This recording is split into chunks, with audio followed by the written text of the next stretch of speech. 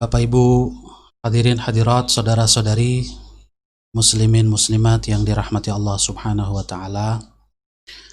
Alhamdulillah wa syukrulillah, pada malam hari ini tanggal 2 Januari 2021 kita kembali dapat bergabung bersama dalam ngaji online Kitab Riyadhus Shalihin, yang insya Allah pada malam hari ini kita akan melanjutkan hadis ke-22 dan insya Allah sampai dengan hadis ke-24 ya. Mudah-mudahan waktunya cukup untuk kita mengakhiri bab taubat dari kitab Riyadhus Shalihin karya Al-Imam An-Nawawi.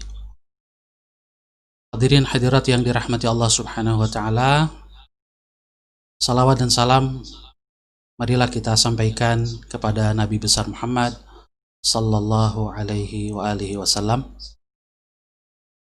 Mudah-mudahan kita termasuk umat beliau yang senantiasa berusaha untuk meneladani Rasulullah sallallahu alaihi wasallam dan mengikuti sunnah beliau, baik yang wajib, yang sunnah, maupun hal-hal mubah yang beliau lakukan, yang apabila kita niatkan dalam rangka meneladani beliau, insya Allah kita mendapatkan nilai ibadah di sisi Allah Subhanahu wa ta'ala. Hadirin hadirat yang dirahmati oleh Allah Subhanahu wa ta'ala, insya Allah pada malam hari ini kita akan memulai pembahasan kita dari hadis yang ke-22. Al-haditsus tsani wal 'ishrun. Hadis yang ke-22. Qala al-Imam An-Nawawi rahimahullahu taala wa nafa'ana bi'ulumihi fid dharain, wa an Abi Nujaidin bi dhammin nuni wa fathil jim, Imran bin al-Husaini al-Khuzai radhiyallahu anhuma, anna imra'atan min Juhaynata atat Rasulullah sallallahu alaihi wasallam wa hiya hubla min az-zina, faqalat ya Rasulullah asabtu haddan faqimhu alayya.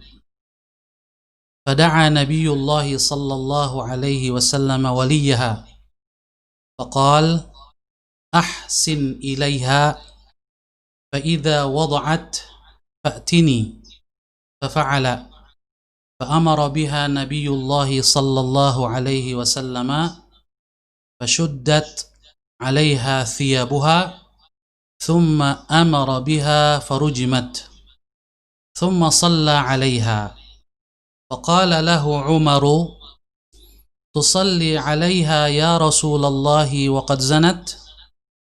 قال لقد تابت توبة لو قسمت بين 70 من أهل المدينة لوسعتهم، وهل وجدت أفضل من أن جادت بنفسها لله عز وجل؟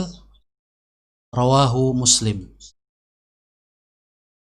Hadis ke-21 ini diriwayatkan oleh salah seorang sahabat Rasulullah sallallahu alaihi wasallam, yaitu Imran ibnul Husain. Al-Imam Muslim mencantumkannya di dalam sahihnya.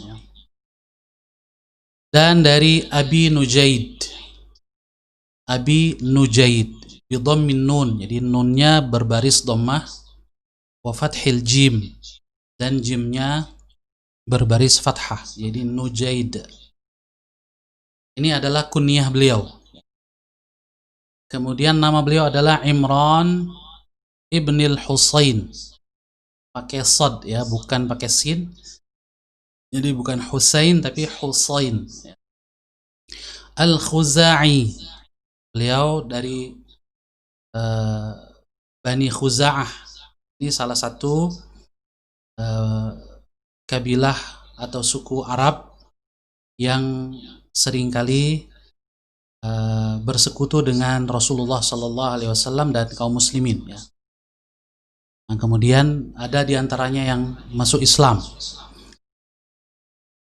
Ini salah satunya sahabat Rasul Imran ibn al-Husayn Al-Khuzai radhiyallahu anhuma, ya. Semoga Allah meridhai keduanya, baik Imran maupun Al-Husayn. Anna imra'atan, bahwasanya ada seorang perempuan min Juhainata, dari Juhainah, atat Rasulullah sallallahu alaihi wasallam, mendatangi Rasulullah sallallahu alaihi wasallam, wahiyya hubla minaz zina, dalam keadaan hamil karena zina. Faqalat, perempuan ini kemudian berkata, ya Rasulullah, asabtu haddan, ya Rasulullah, saya telah melakukan zina yang menyebabkan saya berhak untuk dihukum dengan hukum had, yaitu rajamnya. Dalam konteks ini, perempuan ini adalah perempuan yang muhsanah dalam hubungan pernikahan, kemudian dia berzina. Fa'aqimhu alayya, maka tegakkanlah hukuman itu kepadaku. Fada'a Nabiyullah sallallahu alaihi wasallam waliyaha, maka Rasulullah SAW mendengar pengakuan ini, lalu memanggil wali perempuan ini, keluarganya yang menjadi wali perempuan ini. Faqal, lalu Rasul bersabda, ahsin ilaiha, perlakukan perempuan ini dengan baik, jaga dia dan janin yang ada dalam kandungannya. Fa idza wada'at fa'tini, kalau telah lahir silahkan datang kepadaku. Fa fa'ala fa'amara biha Nabiyullah sallallahu alaihi wasallam. Singkat cerita, maka perempuan ini pun kembali, dan setelah melahirkan, maka dalam riwayat lain bahkan disebutkan setelah selesai menyusui, fa'amara biha Nabiyullah sallallahu alaihi wasallam fashuddat 'alaiha thiyabuha. Rasulullah SAW kemudian melaksanakan hukuman rajam pada perempuan ini. Pakaiannya diikat dengan rapat, ditutup dengan rapat untuk menutupi tubuhnya. Tsumma amara biha farujimat, dilaksanakanlah hukum rajam. Setelah meninggal perempuan ini, tsumma shalla 'alaiha, Rasulullah SAW pun menyolatkannya. Faqala lahu Umar radhiyallahu anhu bertanya kepada Rasulullah SAW, tusalli 'alaiha ya Rasulullah wa qad zanat, ya Rasulullah, engkau salat menyolatkannya padahal dia orang yang telah berzina?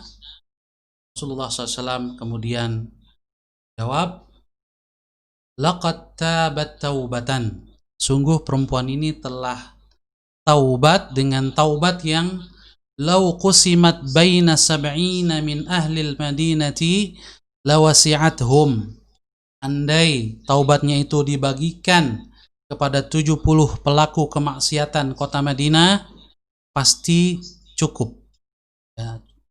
Di taubat seorang perempuan ini cukup untuk dibagikan kepada 70 orang. Ini menunjukkan betapa besarnya penyesalan dan taubat perempuan ini.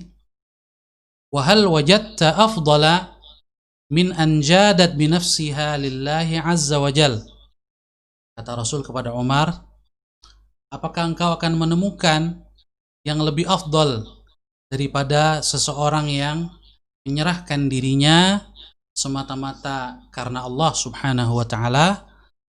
Tidak ada yang lebih afdal dari itu. Hadis ini diriwayatkan oleh Imam Muslim. Hadis ini diriwayatkan oleh Imam Muslim fi Kitabil Hudud, dalam kumpulan hadis tentang sanksi-sanksi hukum pidana dalam Islam, yaitu hudud, bab man i'tarafa ala nafsihi bizzina, pada bab tentang siapa yang mengaku melakukan zina. Jamaah sekalian dirahmati oleh Allah Subhanahu wa taala, di dalam Islam hukuman zina atau hadduz zina, sanksi zina ini hanya bisa ditegakkan melalui dua cara. Yang pertama adalah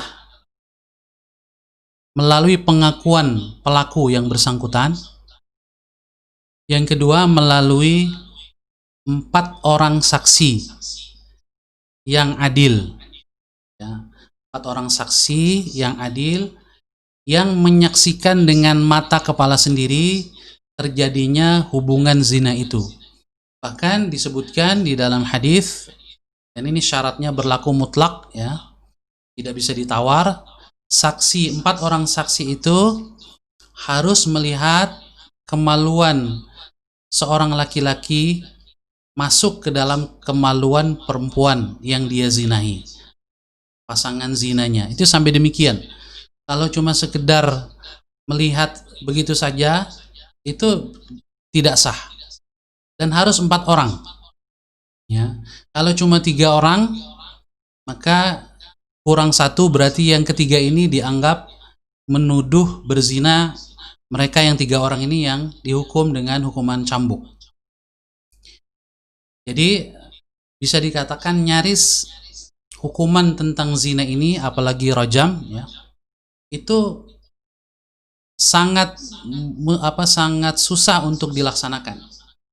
Di Islam, syariat Islam lebih memilih pelaku zina itu untuk menutup auratnya, menutup kesalahannya sendiri, ya. Dan cara yang kedua adalah dengan pengakuan. Nah, yang terjadi pada hadis ini, yang disebutkan dalam hadis ini adalah dengan i'tiraf, ya, pengakuan yang bersangkutan. Tetapi kalau kita lihat riwayat lain dari hadis Rasulullah sallallahu alaihi wasallam, Rasulullah SAW tidak langsung menerima pengakuan ini. Beliau, ya, mengatakan, mungkin kamu hanya melakukan bercumbu saja, ya, saling berpelukan saja, tidak sampai berzina. Tapi kemudian perempuan ini mengatakan, saya hamil ya Rasulullah. Tetapi Rasulullah SAW tidak langsung menjalankan hukuman itu. Beliau mengatakan, pulanglah. Dalam hadis ini disebutkan walinya diperintahkan untuk memelihara dan menjaga perempuan ini sampai lahir. Seandainya setelah melahirkan dia tidak datang, Rasul pun tidak akan mencari, dia tidak akan menangkap perempuan ini. Tapi kemudian dia datang lagi, disebutkan dalam riwayat lain, dia datang lagi sambil mengatakan, ya Rasulullah, saya sudah melahirkan, ini anak saya. Kata Rasul, pulanglah, susui dia sampai 2 tahun. Maka wanita ini pun pulang dan menyusui selama 2 tahun. Seandainya dia tidak datang menemui Rasul juga, Rasul tidak akan mencarinya. Tapi kemudian perempuan ini setelah menyusui 2 tahun, datang lagi, meminta untuk dijatuhi hukuman. Maka tidak ada pilihan bagi Rasul sallallahu alaihi wasallam kecuali melaksanakannya. Oleh karena itu, di dalam hadis ini Rasul sampai mengatakan, perempuan ini telah taubat dengan sungguh-sungguh, ya, taubat nasuha, yang kalau dibagikan kepada 70 orang yang berbuat maksiat dari penduduk Madinah, itu cukup untuk mereka. Oleh karena itu Rasulullah SAW berkenan untuk menyolatkan jenazahnya. Ini satu keberuntungan yang luar biasa ketika seseorang disolatkan jenazahnya oleh Rasulullah Sallallahu Alaihi Wasallam. Selanjutnya akan kita lihat tarjamatus sahabi Imran ibn al-Husain. Beliau adalah Imran ibn al-Husain radhiyallahu anhu bin Ubaid bin Khalaf Al-Khuza'i Al-Ka'bi, Abu Nujaid. Nah, Nujaid ini adalah ismu ibnihi, ya, nama dari anak beliau.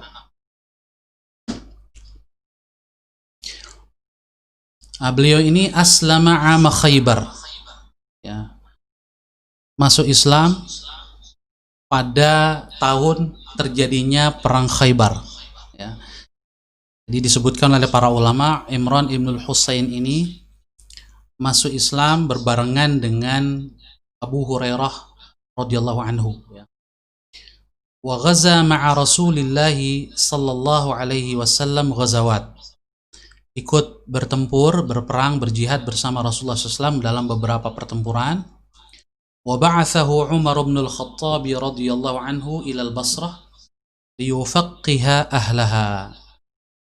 Umar bin Khattab di masa kekhalifahan beliau pernah mengirim Imran ibn Husain ini ke Basrah untuk mengajarkan fiqih, ya, atau mengajarkan ilmu-ilmu keislaman kepada penduduk Basrah.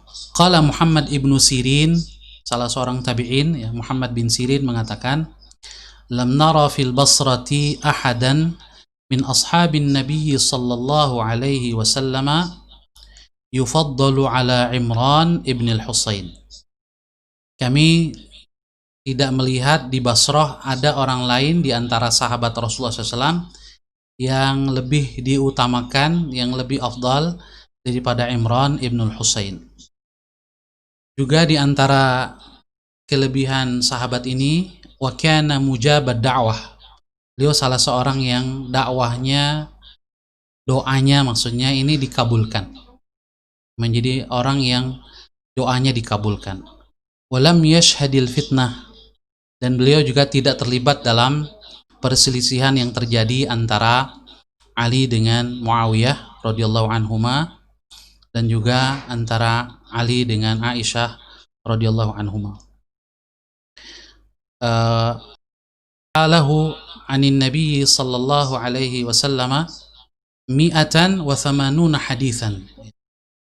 Beliau meriwayatkan dari Rasulullah sallallahu alaihi wasallam 180 hadis. Ya, tercatat oleh para ulama hadis ada 180 hadis yang diriwayatkan oleh Imran ibn al-Husain.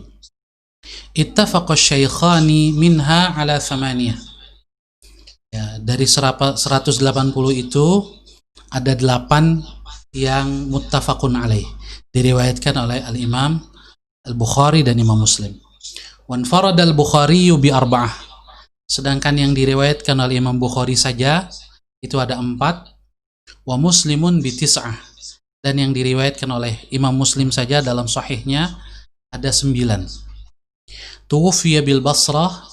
Beliau Imran ibn al-Husain ini wafat di kota Basrah sanata 52 pada tahun 52 Hijriah. Selanjutnya kita lihat lughatul hadis, ya. Beberapa makna dari ungkapan yang ada di dalam hadis. Sini dikatakan di dalam riwayat tadi, imra'atun min Juhainah, perempuan dari Juhainah. Ini namanya disebutkan dalam Nuzhatul Muttaqin, ya. Hiya Khawlatu bintu Khuwailid, namanya adalah Khawlah bintu Khuwailid. Wa inda Muslim, dalam riwayat Muslim yang lain disebutkan bahwa dia adalah min Ghamid, dari Ghamid, dan Ghamid ini batnun min Juhainah, salah satu fem atau tempat yang ada di Juhainah juga, ya. Sehingga sebagian ulama menyebutkan bahwa hadis tentang perempuan dari Juhainah dengan hadis yang diriwayatkan bahwa dia adalah perempuan dari Ghamid ini satu peristiwa, jadi orangnya sama. Karena memang dalam sejarah Islam, sepanjang sejarah Rasulullah SAW dan juga Khulafaur Rasyidin, tercatat yang mengalami hukuman rajam itu Ada yang menyebutkan hanya 5 orang, ada yang menyebutkan 4 orang saja, karena ya syarat-syaratnya yang sangat sulit untuk dipenuhi. Kemudian juga Umar mengatakan ketika bertanya, faqala lahu, Umar ini bertanya mustajliyan lil hikmah, untuk minta penjelasan hikmahnya mengapa Rasulullah SAW menyolatkannya, sampai bersedia menyolatkannya, walaysa munkiran, dan Umar bin Khattab bertanya bukan bermaksud mengingkari atau mempertanyakan apa yang akan dilakukan oleh Rasulullah SAW. Nah, Rasulullah SAW kemudian menjelaskannya bahwa perempuan ini telah bertaubat dengan taubatan nasuha. Bahkan beliau mengatakan jadat binafsiha, dia mengorbankan dirinya semata-mata yang ingin mengharap ampunan dan ridha Allah Subhanahu wa taala. Kemudian yang berikutnya adalah afadal hadis. Hadis ini memberikan beberapa faidah atau manfaat. Yang pertama, min khuluqil mu'mini at-ta'allumu wan nadamu idza farata minhu dzambu. Di antara akhlak seorang mukmin adalah merasa sakit dan merasa menyesal ketika terjadi dosa atau dia melakukan perbuatan dosa. Ada perasaan sakit dan menyesal di dalam hatinya.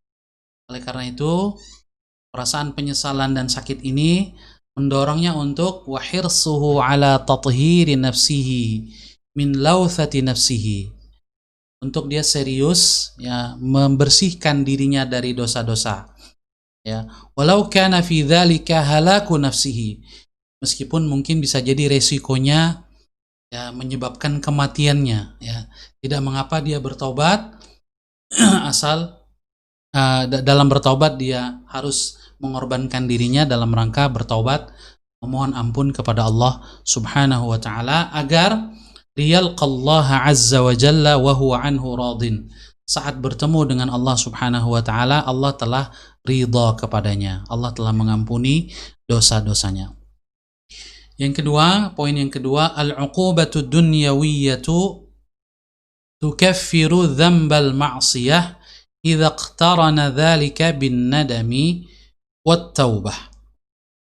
Sanksi di dunia itu dapat menghapuskan dosa-dosa kemaksiatan jika sanksi itu diterima atau dilaksanakan yang bersangkutan ketika menjalani sanksi itu disertai dengan penyesalan dan taubat yang sesungguhnya.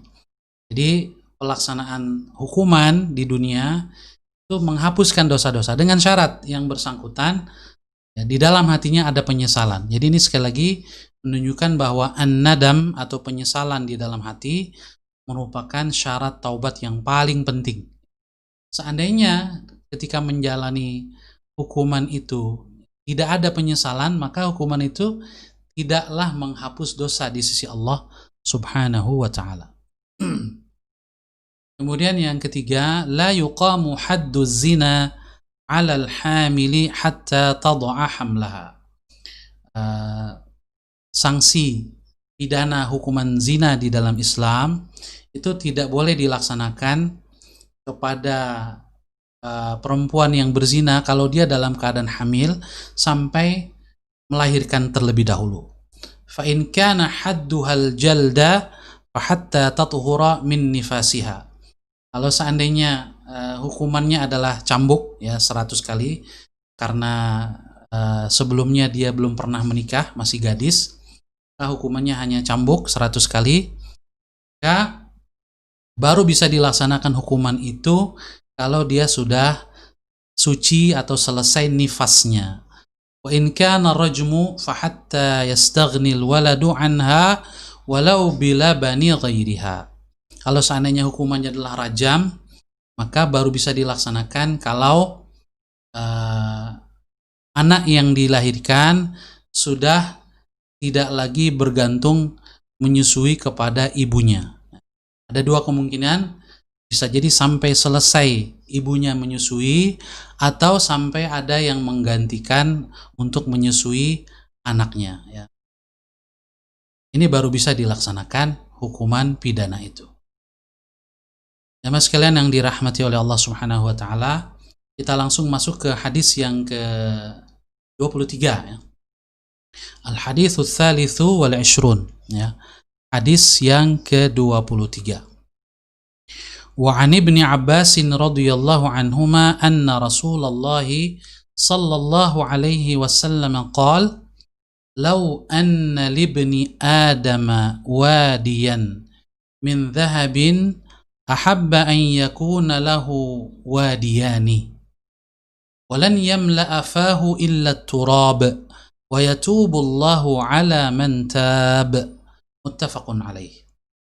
Dan dari Abdullah bin Abbas radhiyallahu anhuma, semoga Allah meridhai keduanya, bahwasanya Rasulullah sallallahu alaihi wasallam telah bersabda, seandainya seorang anak Adam ya, seorang anak manusia punya satu lembah full berisi emas ya, ada emas full ya, seluas lembah ya, penuh dengan emas satu lembah, maka ahabba an yakuna lahu wadiyani, dia pasti masih menginginkan memiliki dua lembah.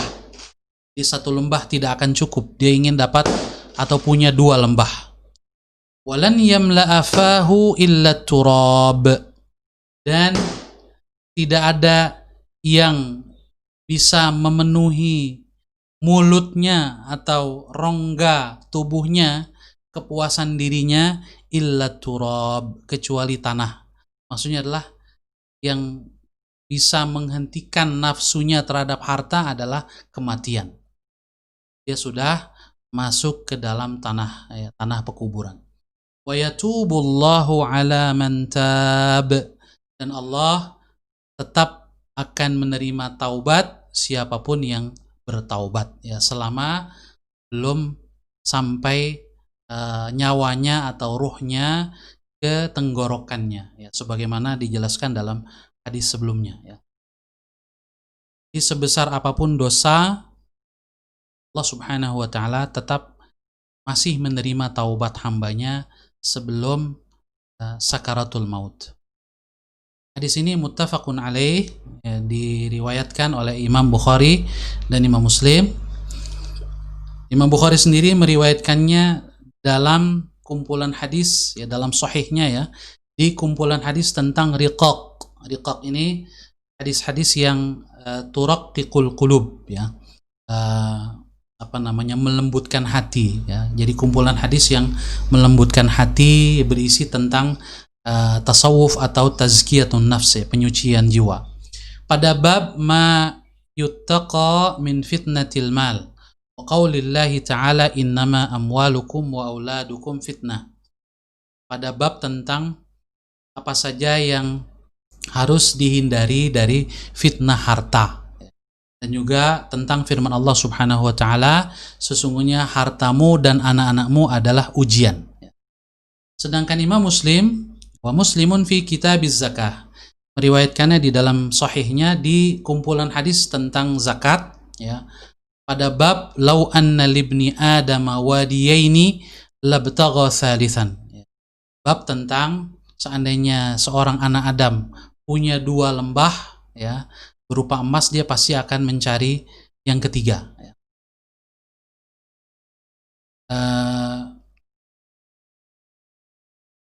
Para peserta yang dirahmati Allah Subhanahu wa taala, lughatul hadis, ada beberapa ungkapan kalimat dalam hadis ini. Wadiyan ya, dimaksud dengan wadiyan itu adalah mil'u wadin ya, lembah yang dipenuhi, jadi penuh dengan emas, jadi bukan sekedar separuhnya atau seperempatnya ya diisi emas, tapi hatta sepenuh lembah itu emas tidak akan merasa cukup ya.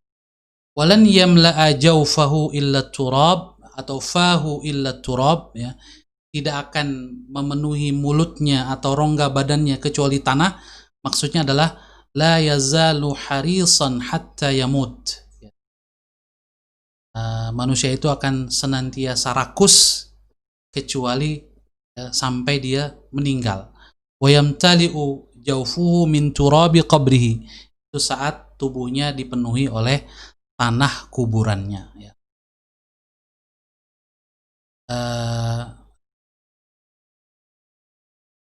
Hadirin yang dirahmati oleh Allah Subhanahu wa taala, selanjutnya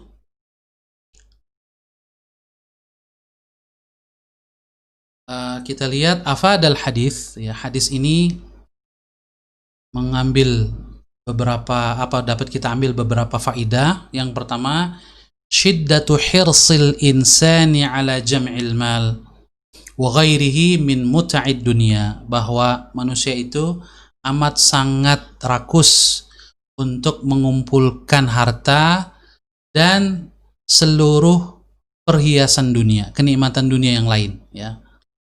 Ini tabiat manusia, ya, kecuali tentunya mereka yang dapat mengendalikan hawa nafsunya. Wa hadzal hirsus syadid madhmum, ya.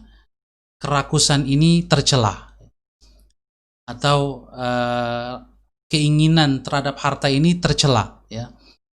Apalagi idza kana fihi tadyi'un lit-tha'ah, kalau menyebabkan, ya, lalai atau menyia-nyiakan ketaatan kepada Allah Subhanahu wa taala.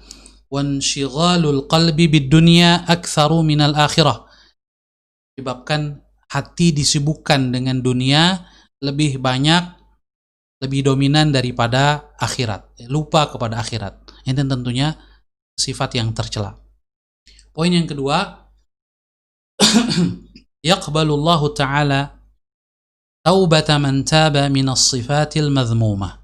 Allah tetap akan menerima taubat orang yang mau meninggalkan sifat-sifat yang tercela. Sampai kapanpun, ya, batasnya hanya kalau sudah nyawanya sampai ke tenggorokan.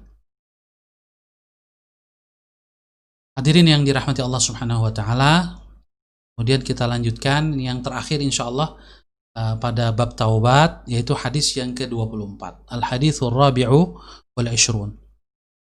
Wa an Abi Hurairah radhiyallahu anhu anna Rasulullah sallallahu alaihi wasallam qala yadhaku Allah subhanahu wa ta'ala ila rajulaini yaqtulu ahaduhuma al-akhara yadkhulanil jannata yuqatilu hadha fi sabilillah fayuqtalu thumma yatubu Allahu 'alal qatili fayuslimu fayustashhadu. Muttafaqun alaih. Dan dari Abu Hurairah radhiyallahu anhu bahwasanya Rasulullah sallallahu alaihi wasallam telah bersabda, Allah Subhanahu wa taala tertawa kepada dua orang laki-laki. Yaqtulu ahaduhumal akhar, salah satunya membunuh yang lain. Yadkhulanil jannah, tapi dua-duanya masuk surga.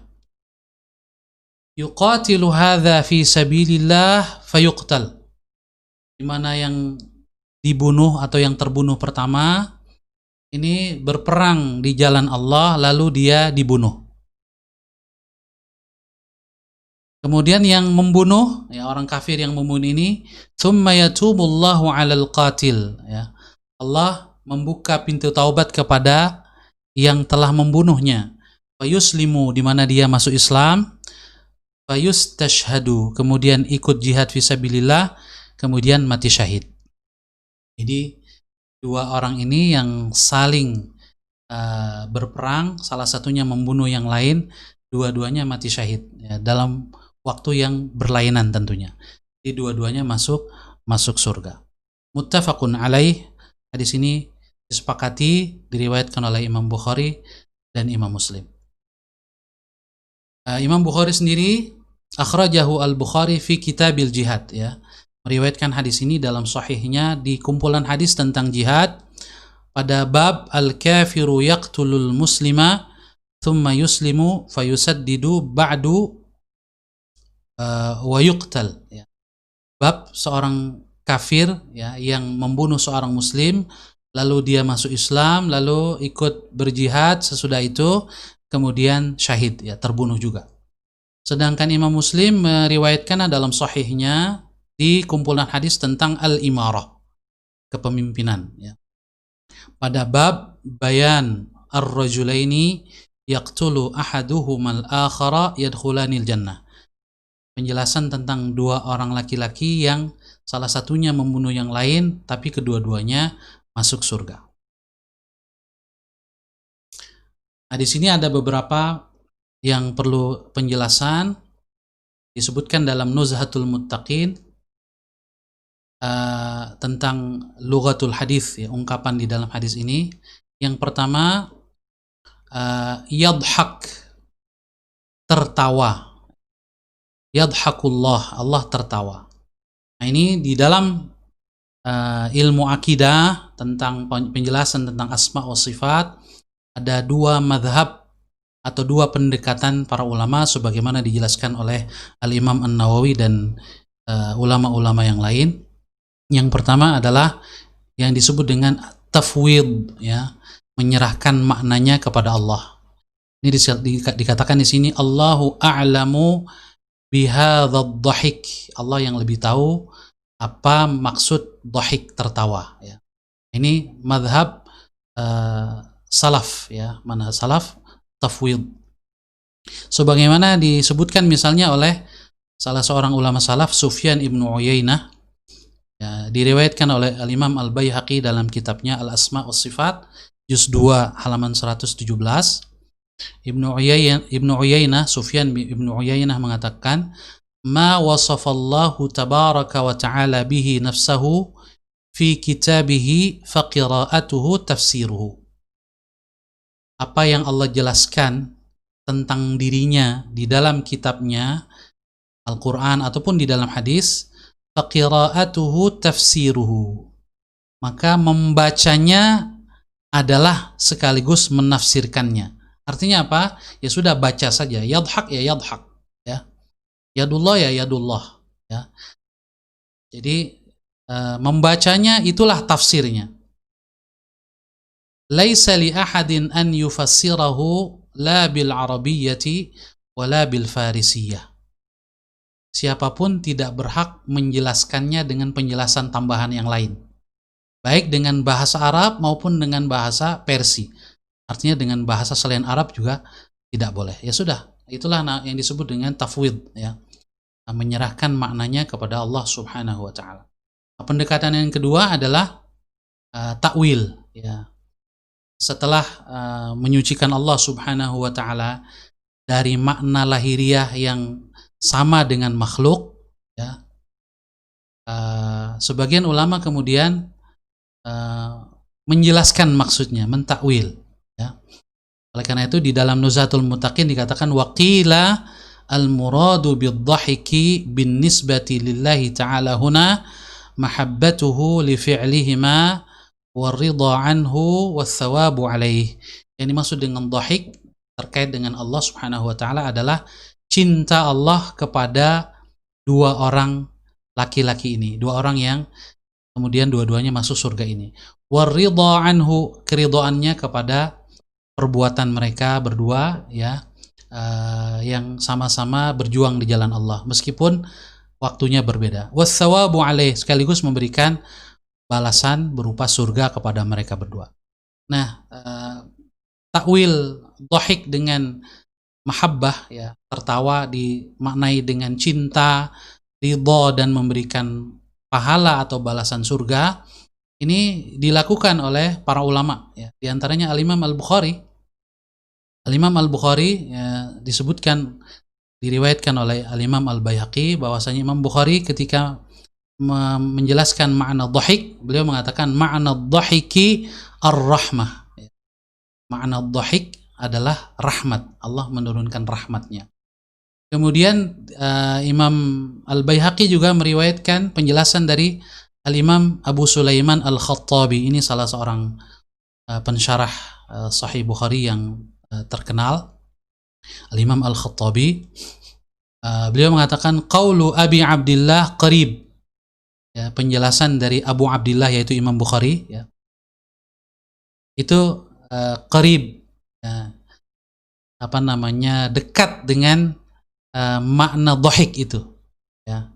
Tetapi kata beliau Al-Khattabi, wa ta'wiluhu ala ma'na ridha li fi'lihima aqrab wa ashbah.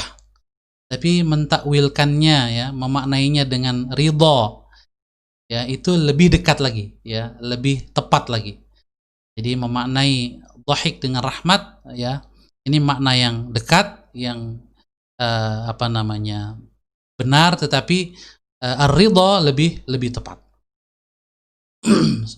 Nah, apa yang diungkapkan oleh Al-Imam Abu Sulaiman Al-Khattabi, ya, juga didukung oleh Ibnu Hajar Al-Asqalani rahimahullah ta'ala, pensyarah Sahih Bukhari yang lain, yaitu dalam kitabnya Fathul Bari Syarah Sahih Bukhari, Ibnu Hajar mengatakan, wa yadullu ala anna al-murada bid-dhahiki al-iqbalu bir-ridha ta'diyatuhu bi-ilah, yang menunjukkan bahwasanya makna dhahik, ya, tertawa, maksudnya adalah menerima dengan keridhaan, Salah satu indikatornya adalah kata dhahik di dalam hadis itu, ya, diungkapkan dengan tambahan ila, ya. Yadhakullahu azza wa jalla ila rajulaini, ya. Jadi yadhaku ila ini di dalam bahasa Arab menunjukkan makna al-iqbalu birridha, menerima dengan keridhaan. Jamaah sekalian dirahmati oleh Allah Subhanahu wa taala, Al-Imam An-Nawawi sendiri kalau kita lihat di dalam kitabnya Syarah Sahih Muslim, ini menjelaskan tentang mazhab tafwid dan takwil ini, ya.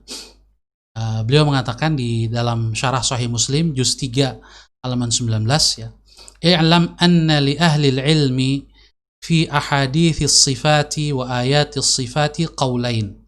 Ketahuilah bahwasanya para ulama terkait dengan hadis-hadis tentang sifat-sifat Allah dan juga ayat-ayat tentang sifat-sifat Allah yang secara zahir, secara lahiriah mirip dengan sifat makhluk, itu ada dua pendapat, ya, ada dua madhab.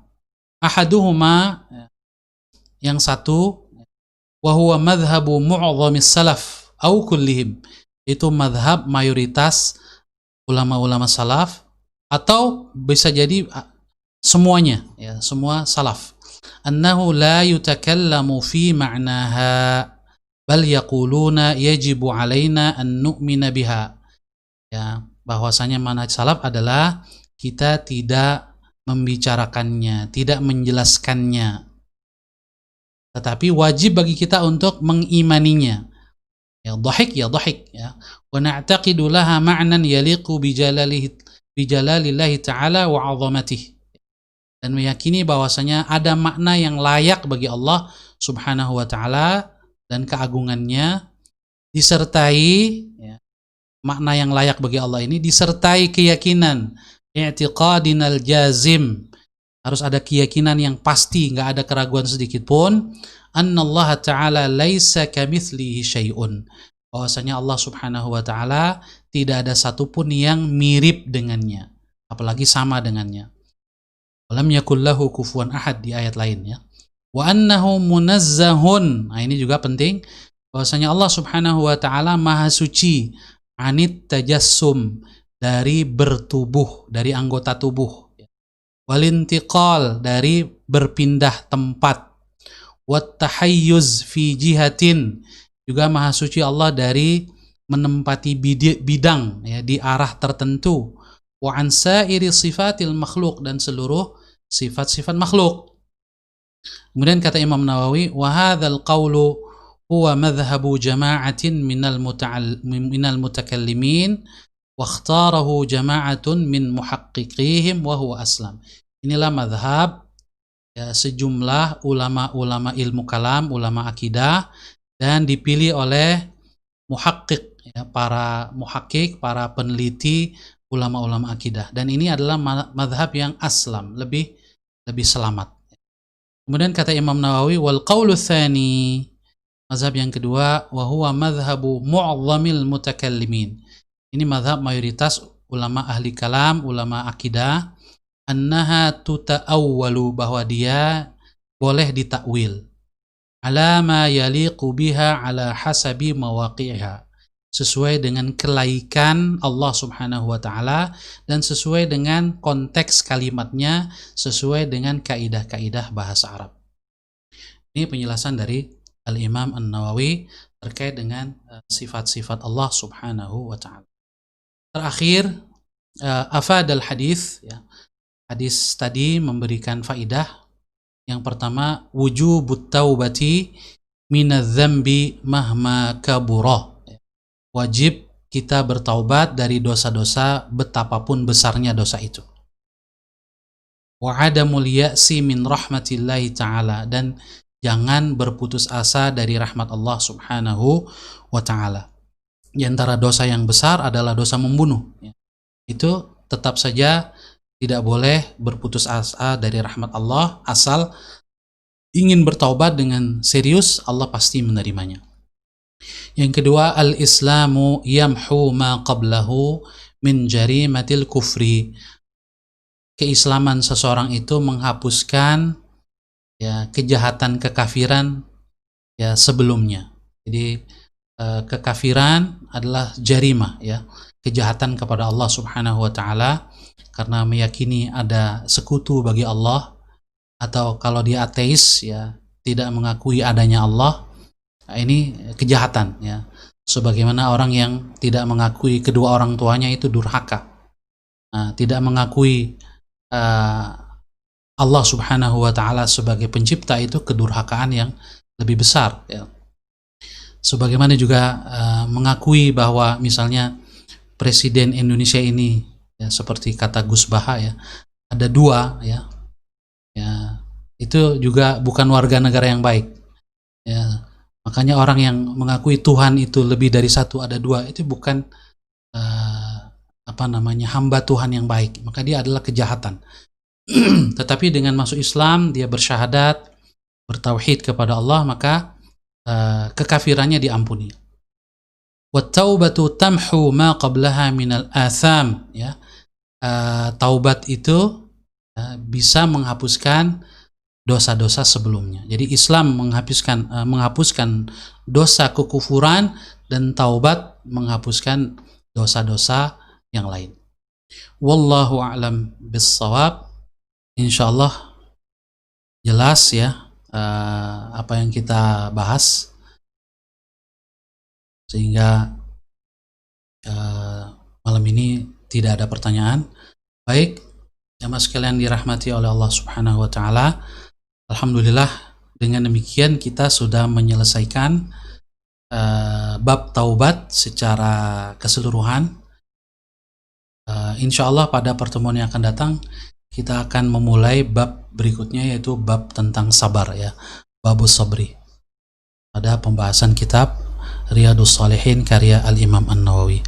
Marilah kita akhiri pertemuan kita pada malam hari ini di awal tahun 2021 dengan doa, mudah-mudahan Allah Subhanahu wa taala memberkahi sisa usia kita, mengampuni dosa-dosa kita.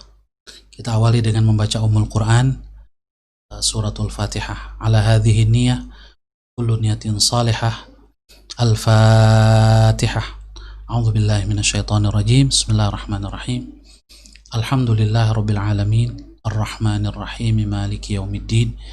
Iyyaka na'budu wa iyyaka nasta'in. Ihdinas siratal mustaqim. Siratal ladzina an'amta 'alaihim ghairil maghdubi 'alaihim waladdallin. Amin. Bismillahirrahmanirrahim. Alhamdulillahirabbil alamin. Allahumma salli wa sallim wa barik ala sayyidina Muhammad wa ala ali sayyidina Muhammad.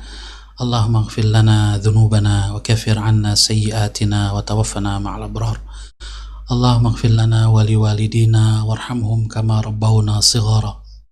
Allahumma ighfir lil Imam An-Nawawi wa liwalidayhi wa masyayikhihi wa ahbabihi wal muslimina ajma'in birahmatika ya arhamar rahimin. Allahumma adfa'anna warfa'anna al-bala' wal waba' wal fahsya' wal riba wal zina wal zalazila wal su'al fitan ma zahara minha wa ma batan wa an biladina Indonesia hadhihi khassa wa an buldanil muslimina 'ammah innaka ala kulli syai'in qadir. Allahumma a'inna ala dhikrika وشكرك وحسن عبادتك. ربنا هب لنا من أزواجنا وذرياتنا قرة أعين واجعلنا للمتقين إماما. ربنا آتنا في الدنيا حسنة وفي الآخرة حسنة وقنا عذاب النار. وصلى الله على سيدنا محمد وعلى آله وصحبه أجمعين. سبحان ربك رب العزة عما يصفون وسلام على المرسلين والحمد لله رب العالمين. Saya Ahmad Sahal Hasan, mohon maaf bila ada kekeliruan dan kesalahan. Mohon undur diri. Billahi taufiq wal hidayah.